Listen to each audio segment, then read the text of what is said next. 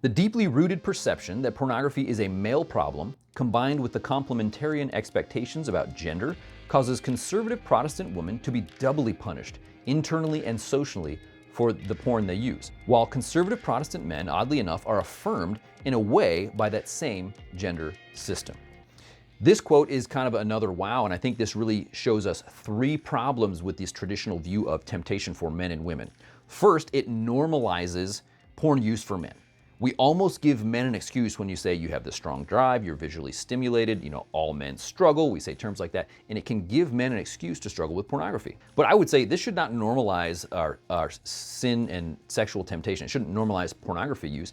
Now, it could normalize our sin nature, the fact that we have a sin nature and that we are desperate for the gospel, we're desperate for Christ. But this shouldn't normalize and tell men that it's okay to struggle with this sin. But the second problem I see here is it gives women an excuse to watch things that they shouldn't watch. And he actually has a quote about this. The narrative among conservative Protestant women that pornography does not affect them the way it does men, which allows these women to rationalize to themselves and others viewing material that would be too tempting for a Christian man.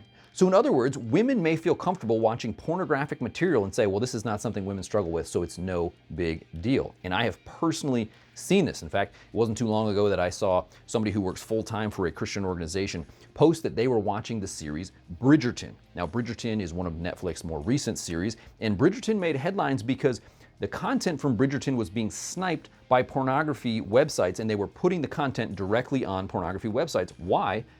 Because it was porn. Netflix is a producer and distributor of porn. And so here for this young Christian woman, she saw no problem in watching this pornographic material because, after all, perhaps she could rationalize in her mind that's not something women struggle with. But the third problem that this produces is that it closes the doors for women to have an open and honest discussion if they're actually struggling with this. So if a woman's struggling with this and she believes it's a man's only issue, if that's what the church is teaching her, then how can she have an open door to say, hey, I'm struggling with man sin over here. Would somebody talk to me? Like this video if you found it helpful. This is Jason for Soulfire, where we want to offer gospel hope for a porn-filled world, and I will catch you in the next one.